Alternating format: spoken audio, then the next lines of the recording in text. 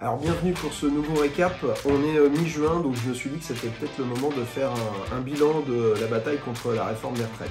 Puisqu'on a eu quand même 6 mois de mobilisation des syndicats, des citoyens, des salariés, à l'appel des syndicats qui sont descendus dans la rue et qu'on continuait jusqu'à récemment avec les casserolades, et même samedi dernier avec des sifflets à l'occasion de la finale du Top 14 au Stade de France. Une bonne manière d'accueillir Emmanuel Macron et tous les membres du gouvernement en général. Et puis bataille parlementaire évidemment. Donc il y a quand même eu 14 journées nationales interprofessionnelles et c'est le plus grand mouvement social qu'on a connu depuis 50 ans. Il y a eu l'idée d'ailleurs de mettre la France à l'arrêt. Est-ce qu'il fallait faire plus pour empêcher Macron d'aller au bout ? On peut toujours refaire le film. Moi, dès le mois de février, je disais si on bloque pas tout, on bloquera rien du tout. Mais avec l'idée peut-être qu'il fallait donner un terme, parce que c'est vrai qu'embarquer les gens dans une grève générale illimitée en durée, c'est peut-être un peu compliqué pour les gens qui doivent faire face à l'inflation.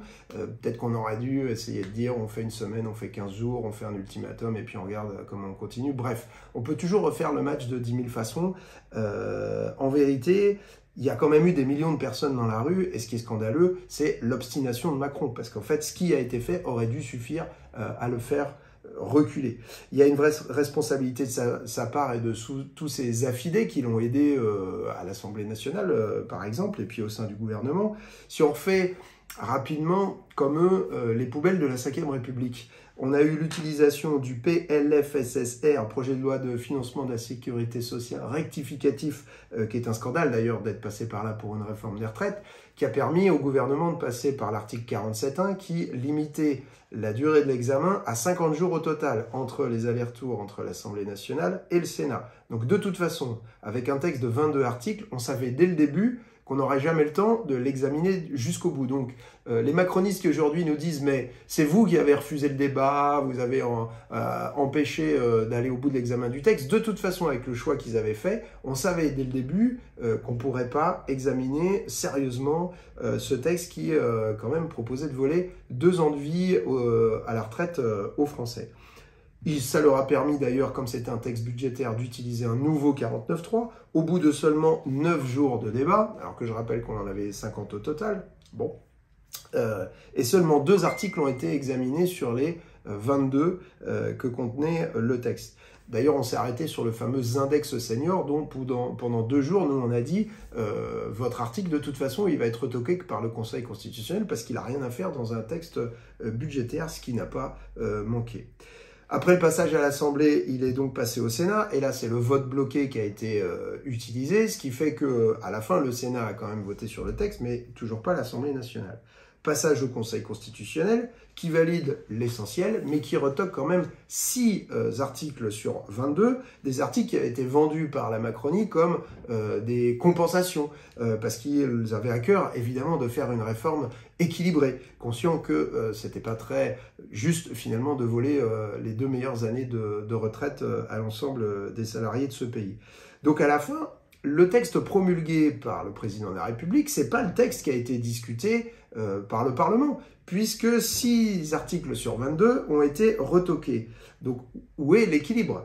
Ce n'est pas non plus le texte sur lequel le gouvernement a engagé sa responsabilité par le 49.3, et on peut se dire que la motion de censure à l'époque a échoué de seulement 9 voix, parce qu'il nous a manqué principalement du groupe Les Républicains ces 9 voix. Peut-être que si le texte n'avait pas comporté les fameuses 6 mesures vendues comme d'équilibre, cette motion de censure serait passée. Donc il y a une vraie arnaque intellectuelle et il n'y a toujours pas de légitimité parlementaire sur ce texte, de la même façon qu'il n'y a toujours pas de légitimité populaire, puisque on l'a vu à travers les journées de grève et de mobilisation. Il y avait une dernière possibilité, c'était le 8 juin dernier, à l'occasion de la niche du groupe Lyot. Oui, parce que dans la 5e République, les groupes d'opposition ont une journée par an pour imposer l'agenda de ce qui sera discuté à l'Assemblée nationale, c'est ce qu'on appelle les niches. Et donc le groupe Lyot a porté pour l'ensemble des groupes qui s'opposaient à la retraite à 64 ans une proposition pour abroger cette disposition en particulier. Quand le groupe Lyot a déposé sa proposition de loi, le bureau de l'Assemblée nationale a validé le fait qu'on puisse le discuter.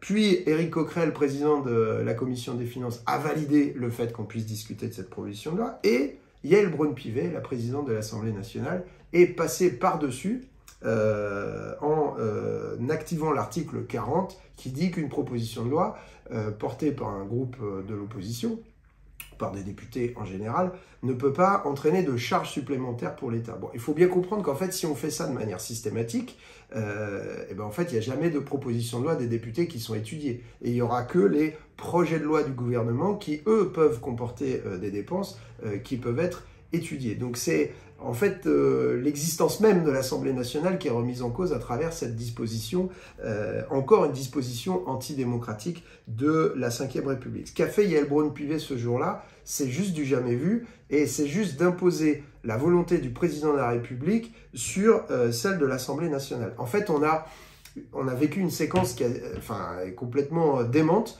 où la minorité présidentielle s'est débrouillée à chaque étape pour empêcher le Parlement, et l'Assemblée nationale en particulier, de voter. Alors que dans la Constitution, pour le coup, il y a un article qui est intéressant, c'est l'article 24, qui dit qu'en dernier ressort, c'est bien l'Assemblée nationale, dans le Parlement, l'Assemblée nationale et le Sénat, c'est l'Assemblée nationale qui doit donner sa légitimité aux textes qui sont votés au nom du peuple français.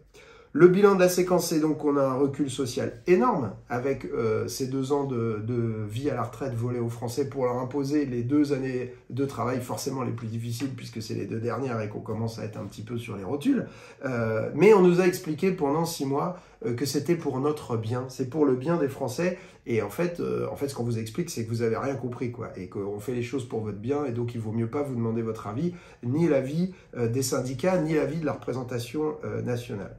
Recul social d'un côté et recul démocratique, évidemment. Alors, je ne sais pas s'il faut dire qu'on a basculé dans le totalitarisme, mais ce qui est sûr, c'est que la démocratie, c'est plus un continuum. Chaque pays est plus ou moins en démocratie. Bon, on est obligé de reconnaître que ces 6 derniers mois, on n'arrête pas d'aller vers le moins. Et en tout cas, ce qu'on a, c'est une décrédibilisation définitive de la Ve République, puisque tout a été fait pour empêcher de voter. Et puis on a vu qu'on a un exécutif qui a un pouvoir exorbitant sur le pouvoir législatif.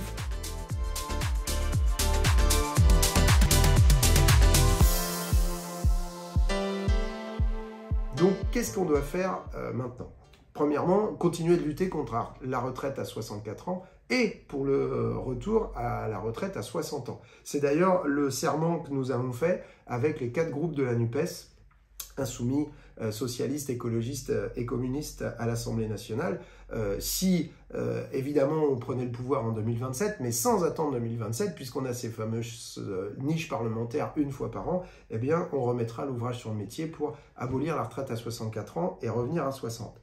Deuxièmement, c'est travailler sérieusement à la 6e République, et une 6e République par là un processus constituant, c'est-à-dire qui implique l'ensemble des citoyennes et des citoyens dans la définition des nouvelles règles du jeu. Troisièmement, c'est résister à la répression. La répression, il y en a eu beaucoup sur les retraites, je ne vous refais pas tout le film, mais à l'heure actuelle, c'est plus contre les mouvements écologistes, et notamment celui des soulèvements de la terre, qui est menacé de dissolution ces jours-ci.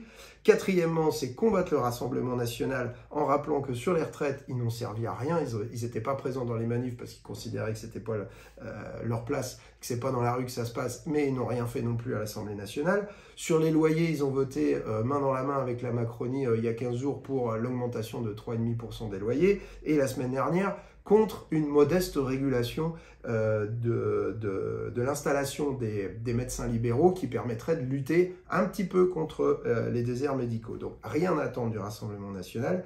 Et puis, puisque Emmanuel Macron a promis que ça allait s'apaiser pendant 100 jours, durant 100 jours, et ben la fin des 100 jours, ça tombe le 14 juillet, et le 14 juillet, nous, en tout cas à la France Insoumise, les députés et le mouvement, on invite à prendre des initiatives, et on reviendra vers vous prochainement pour dire quelles initiatives on peut prendre pour sauver la grande révolution de 1780.